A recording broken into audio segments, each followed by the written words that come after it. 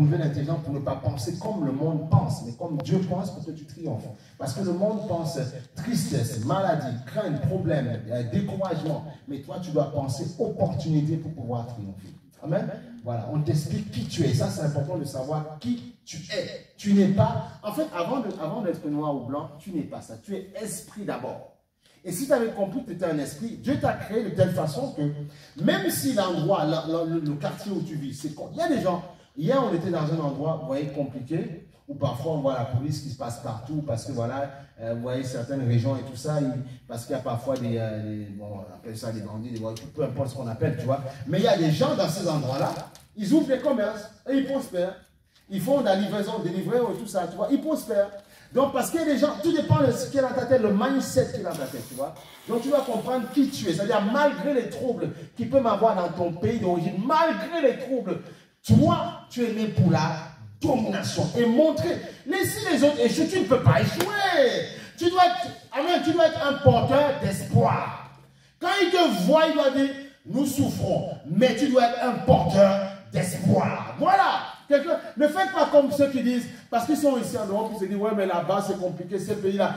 Mais toi, qu'est-ce que tu peux apporter pour changer le pays? Sois un porteur d'espoir. Trouve les gens dans ces pays-là qui ont une bonne moralité, une bonne mentalité. Tout le monde n'est pas pourri. Et essaye de faire des affaires avec ces personnes-là.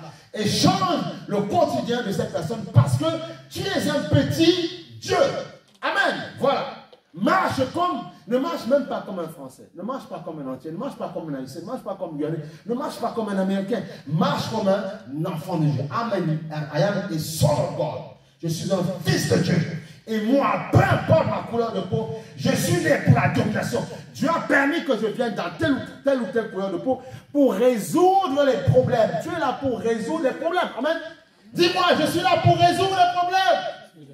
Voilà, tu dois résoudre les problèmes. Voilà. Tu dois éclairer le monde. Là, dit, c'est pas comme ça qu'il faut faire. Laissez-moi vous montrer avec beaucoup d'amour. Tu ne les juges pas, mais avec beaucoup d'amour, tu leur montres comment on fait. Pourquoi? Parce que la puissance de Dieu t'accompagne. Amen.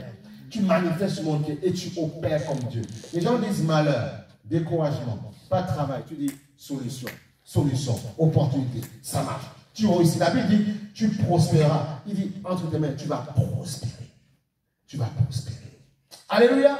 Que Dieu soit béni. Amen. Merci pour ton amour, Seigneur. Donc, on va rentrer maintenant dans le message de ce jour. Donc, au moins, comme ça, vous avez le même canevas, le même niveau d'enseignement. Et on comprend ce que c'est l'Église. Et dorénavant, c'est ce qu'il faut comprendre quand tu viens à Christ transforme. C'est ça, l'Église, en fait. Voilà.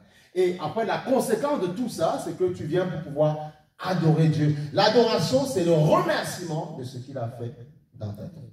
Amen, c'est ça. Voilà. Mais adorer Dieu sans connaître Dieu, ça n'a pas de sens. Il faut d'abord connaître Dieu, la parole, et après, quand tu célèbres, c'est bien. Vous voyez comme on a adoré ce matin, c'est magnifique, c'est super ça. Voilà, c'est bien. Alléluia. Dieu Adonai, ma femme, Dieu vivant, Dieu resplendit, qui donc dans le ciel, est semblable à toi. Oh. Tu vois, c'est ça, gloire soit le Seigneur. Il est beau, le Seigneur. Il est plus beau que ton mari, plus beau que ta femme, plus beau que tout ce que tu veux. Plus beau que les personnes qui te convoient. Il est plus beau. En fait, toutes ces personnes même qui te convoient, ils ne sont pas beaux, ils sont laids. Toi, tout le monde, on n'est pas beau. Dieu est beau. Et c'est lui qui nous rend beau. Parce que non, même s'il est beau, l'esprit, il va te séduire au bout d'un moment. Il va te montrer qui il est. Il va te montrer, juste pour t'attirer, t'appâter, te faire tomber dans leur piège. Et après, s'il est sincère, il reste. S'il n'est pas sincère, il s'en va. Il se sert. Tu deviens comme un centre commercial où on vient se servir. Ne sois pas un centre commercial. Ne sois pas un magasin où on vient se servir. Où on mange, on prend les denrées, on parle. Non! Tu dis, respecte-moi. En tant que femme, respecte-moi. Faites-vous respecter. En tant qu'homme, respecte-moi. On ne m'utilise pas et on me dégage. Non. Voilà pourquoi vous devez aimer le Seigneur. Comme ça, ceux qui viennent vous courir autour, qui veulent vous utiliser, vous exploiter, ils ne vont pas vous approcher. S'ils viennent avec vous, ils vont dire non. Celui-là, celle-là, il faut que je fasse de grandes choses avec cette personne. Faites-vous respecter dans la foi. Vous n'êtes pas des choses. Vous n'êtes pas des choses, vous êtes mieux que ça. Toi, un petit Dieu comme toi, tu es une chose, on t'utilise comme ça. Voilà. Si t'es plus Dieu, là, il fait ses manières, puis tu te laisses. Mais ne te laisse pas avoir. Tu vaux plus que ça. Tu vaux plus que l'or. Tu vaux plus que les diamants. Est-ce que tu comprends? Est-ce que tu comprends? Tu vaux plus que ça. Fais-toi respecter pour ce que tu es. Parce que la gloire de Dieu vit en toi. Ne laisse personne te toucher sans te respecter. Parce que ton corps appartient à Dieu. Celui qui t'embête, il va mourir. Toi aussi, nous tous allons partir. Mais Dieu est vivant, Dieu est puissant. Fais-toi respecter pour ce que tu es. Apprenez à le faire. Comment on fait? En cherchant Dieu avec puissance. Tu te rends compte, quand vraiment, je disais parfois, il y a même des abus dans les églises avec certaines personnes parce qu'ils ne comprennent pas qui ils sont. Si tu comprends, après tellement d'années d'évangile que j'ai eu, si les gens n'ont pas pu me happer ou me faire tout n'importe quoi, c'est parce que j'avais cherché Dieu la première fois. Vivre sa présence. Quand j'étais à l'église assis, je sentais la présence. J'ai dit, Seigneur, est-ce que mes frères comprennent ce que je vis? Je dis, tais-toi, ne dis rien. Voilà pourquoi on ne te touche pas quand la gloire de Dieu est sur toi. Celui qui veut toucher Dieu corrige. Quand la femme, comment elle s'appelle, la femme d'Abraham, et le pharaon a voulu toucher sa femme. Il a voulu avoir des rapports avec elle. Dieu a dit en rêve, si tu touches, je te tue. Après, il a dit à Abraham, pourquoi tu m'as fait ça? Pourquoi tu m'as fait ça? Parce qu'Abraham, avec la crainte de Dieu, faites-vous respecter et faites respecter vos choses. Alléluia. Faites-vous respecter. Amen. C'est le temps, parce que Dieu, Jésus revient bientôt. Faites-vous respecter. Votre vie va être remplie de gloire. Et vous allez voir, comme d'autres personnes, diront d'autres personnes, là où tu seras dans ton travail, les gens vont te respecter. Ils vont voir une lumière sur toi. Et là où d'autres vont écraser toi, tu seras élevé. Parce que dites-vous bien, il y a pas mal de chrétiens. Mais Dieu me faisait comprendre hier à la maison avant-hier, vendredi, il me dit, tu sais, cette histoire de ma gloire sur vous, tout dépend, mon fils, comment tu me cherches? Plus tu t'accroches à moi, plus tu verras ma gloire. Et il me disait ceci, il te sera fait selon ta foi. Donc arrêtons de pleurer. On n'a pas ci, on n'a pas ça, on ne voit pas ça, on ne voit pas ça. Mais non, ce n'est pas comme ça. Tu dois penser, tu dois dire, Seigneur, Dieu fait ce qu'il veut. Si Dieu veut te faire avancer avec ça, il te fait avancer avec ça. Après, oui, tu peux remettre. Après, il te fait voir sa gloire. Après. C'est ça, Dieu. Fais comme un entrepreneur. Un entrepreneur, il monte des business, ça échoue. Demain, 3, 4, et puis le 5e business fonctionne et ça couvre les erreurs et les problèmes de tous les autres business. Dieu, c'est ça. C'est comme ça que Dieu travaille. Amen. Alléluia. Oh, gloire soit au Dieu Seigneur. Amen. Qui est triste ce matin? Dans la joie. Tu es dans la joie. Ne sois pas triste. Tu es triste pourquoi? Ne sois pas triste. Tu ne dois pas être triste. Tu dois être dans la joie. Tout le temps dans la joie. Voilà. Tes états d'âme, mets-les à la poubelle. Et donne gloire au Seigneur. Tu les mets à la poubelle. Amen. Mets-les à la poubelle des états d'âme. Voilà. Ok? On va aller dans Colossiens chapitre 3 verset 5. Mets à la poubelle tes états d'âme. Amen. Donne gloire au Seigneur. Tu vois, moi ce matin, moi qui prie, moi qui chante, qui te parle en ce matin, quand je me suis levé ce matin, waouh, je me sentais encore un peu lourd. Je dis, waouh, c'est pas possible. Les yeux, avec l'histoire de foin, toutes ces histoires de. Voilà, tu vois, l'été, quand l'été parfois arrive, là, tu vois, ces machins-là, ces picotements aux yeux. Je dis, Seigneur, comment je vais faire ce matin? Et dans la voiture, commence à célébrer, commence à adorer, commence à magnifier. On démarre la voiture ce matin, mon épouse me dit, ça va? Je dis, même que ça aille, que ça n'aille pas, ça doit toujours aller. Et c'est tout. Et puis, je savais que Dieu me réservait un cadeau. Et je roule. À un moment donné, on met une louange, et puis un feu qui m'a dit maintenant, allez célèbre, allez prie en langue. Est-ce que si je dis non, je ne fais pas, il a dit, ben, je ne verrai pas la gloire. Mais parce que j'ai fait, parce que Dieu sait qu'il y a un peuple qui doit venir ce matin. Donc je ne peux pas me permettre d'être à Califourchon. Je ne peux pas me permettre d'être à terre. Je ne peux pas me permettre d'être fatigué. Je dois être debout à chaque fois, solide pour toi. Je dois payer le prix pour toi. Eh oui, c'est ça. En espérant que toi, tu vas saisir tout le travail que je fais dans ton âme. Et tu vas marcher dans la domination. Et après, c'est là que tu me feras plaisir. Tu as envie de me faire plaisir? Si tu veux me faire plaisir, montre-moi ce que Jésus fait dans ta vie. Moi, c'est ça qui me fait plaisir. Les sourires, ça va pour un temps. Mais ce que je veux voir, c'est ce que Dieu fait dans ta vie. Et pour dire, waouh, je n'ai pas perdu mon temps.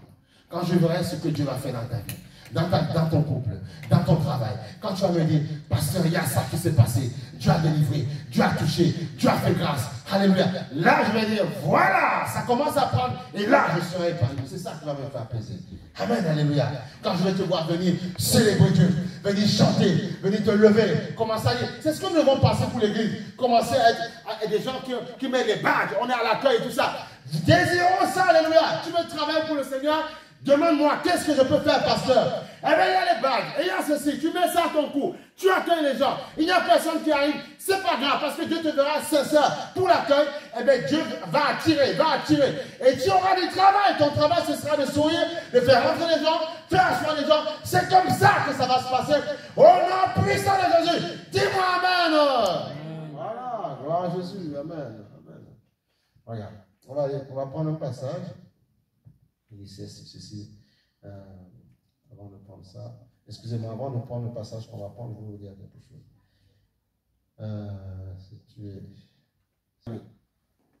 Ta porte peut être fermée parfois par la maladie, la tristesse, le découragement, par une chose qu'on t'a dit. Il y a des gens parfois, comme tu ne veilles pas sur ton état d'âme, il y a des gens, tu as beau leur dire ce que tu veux, tu as beau leur faire plaisir, ils ne sont jamais heureux.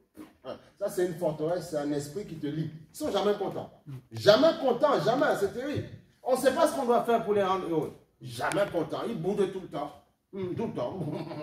Tout le temps, on ne sait pas pourquoi. Voilà. Donc, il faut faire un effort. Les gens ne peuvent pas tout pour toi quand même. Essaie de te bouger un peu. Secoue un peu.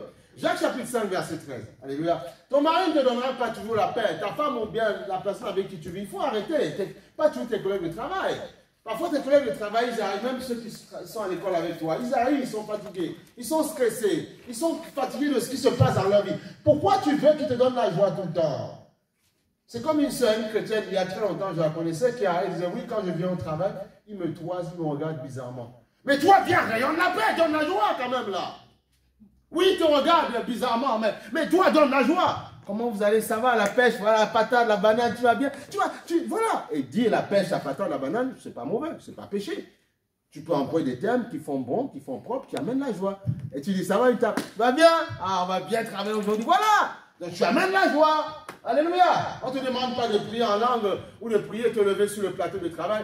On ne te demande pas de faire ça. On va te mettre dehors, on va dire, il est fou. Ça, la prière en langue ou bien prier, célébrer Dieu, ce sont les armes que Dieu te donne pour pouvoir réussir. Mais on te demande d'amener la bonne humeur au travail, voilà. Tu arrives, et les gens, quand ils disent toujours, il est toujours souriant. Comment il fait? Voilà. Amen. Donc, Jacques chapitre 5, verset 13, il dit ceci. Quelqu'un parmi vous est-il souffrant? Souffrant, ça peut être triste, malade, tout ce que tu veux, hein, souffrant. Quelque chose te fait souffrir. Il y a ce qu'on appelle les maladies de l'âme et les maladies de la chair. Okay? Parfois, c'est pour ça que la santé mentale, c'est important. Et un pays où il n'y a pas la santé mentale, il fait tout n'importe quoi. C'est-à-dire que même les filles sont capables. Il y a des pays où les filles se dépravent, elles sont jeunes, elles veulent tout de suite rapidement trouver ce qu'on appelle un sugar daddy. Vous connaissez les sugar daddy? Moi, je sais. Un sugar daddy. Ouais, un sugar daddy, quelqu'un pour la financer. Et les jeunes, elles veulent un papa. Il y a ça dans les pays, des papas qui sont là, qui les financent. Et puis, et la maman est d'accord. Parce que pourquoi? Parce que l'argent arrive à la maison. Voilà. Donc non, tu es jeune, pas de sugar daddy. Il n'y en a pas. Tu connais des gens qui ont les sugar daddy, tu dis non, pas de sugar daddy. Papier en sucre, il n'y en a pas, non. Il n'y a pas de sugar daddy. Je vais à l'école, je travaille, je vais avoir mon diplôme et j'aurai un bon petit boulot et je n'aurai pas besoin de sugar daddy. Du papa. Si le papa, il est fatigué de sa femme, eh bien, il n'a qu'à aimer Jésus. Il y a des gens, ils vont chercher des petites minettes et tout ça parce qu'ils trouvent qu'à la maison, c'est compliqué. Voilà. Non. Non. Non. Voilà. Laisse la jeune fille tranquille, laisse ça évoluer. Et il y a aussi ce qu'on appelle, aux côtés des femmes aussi, comment elles appellent? Il y a un nom là, comment elles appellent? Vous connaissez tout ça. C'est non, je suis allé, c'est quoi? Il y a un nom, c'est quoi le nom? Si vous connaissez le nom, c'est quoi? Il faut se connaître, il faut le dire. Non, non, pour ça, il y a un autre nom. Les femmes qui sont âgées et puis elles cherchent que les jeunes. Les cougars, il y a les cougars, voilà, tu as des cougars, tu vois, oui. Donc non, tu laisses le jeune homme tranquille aller au travail, voilà. Tu le laisses tranquille, voilà. C'est ça. Donc cougar et sugar daddy, vous vous débrouillez ensemble, voilà, vous ne fatiguez pas les jeunes. Okay? Voilà, voilà. Quelqu'un parmi vous est-il dans la souffrance, tu vois, qu'il prie, ok? Quelqu'un est-il dans la joie, qu'il chante des cantiques? Amen, voilà. Tu es dans la joie, tu pries. Non, voilà. Tu souffres, non, tu souffres, tu pries. Ok? Tu es dans la joie, tu chantes, voilà. Eh oui. Alléluia. Donc, c'est une clé. Quand tu souffres, quand tu te sens mal, commence à prier. Prie en langue. Ou prie en langue. Prie dans ta langue maternelle. Prie en français. Fais quelque chose, Seigneur mon Dieu, délivre-moi, fais ma grâce, étends ta main. Et tu vas voir que parce que tu vas aimer le faire avec beaucoup de joie, Dieu va te remplir. Il va mettre un chant nouveau dans ton cœur. Alléluia. Et tu vas voir que tu auras envie, tu seras wealthy, tu seras en forme, tu seras puissamment rebâti au nom puissant de Jésus. Hey, alléluia.